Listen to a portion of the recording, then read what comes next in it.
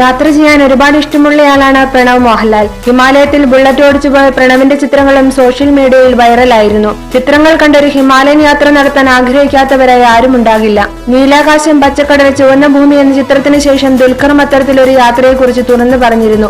ഇപ്പോഴിതാ നടി അമല പോളും തന്റെ ഹിമാലയൻ യാത്രയെക്കുറിച്ച് തുറന്നു പറയുന്നു.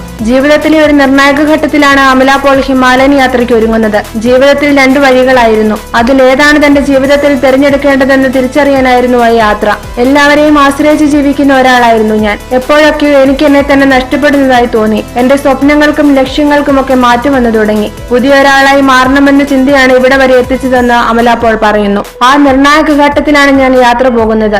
ഞാനും എന്റെ മനസ്സും മാത്രമായിരുന്നു ആ യാത്രയിൽ. ഞാൻ എന്നോട് തന്നെ ഒരുപാട് സംസാരിച്ചു. അതോടെ എന്റെ കാഴ്ചപ്പാടുകൾ മാറി. ആരാകണമെന്ന് ഞാൻ സ്വയം തീരുമാനമെടുത്തു. ഇന്ന് ഞാൻ പുതിയൊരു വ്യക്തിയാണ്. ജീവിതത്തിൽ എന്താണ് വേണ്ടതെന്നതിനേക്കാൾ എന്താണ് വേണ്ടാത്തതെന്ന് എനിക്ക് തിരിച്ചറിയാം, അമല പോൾ പറയുന്നു.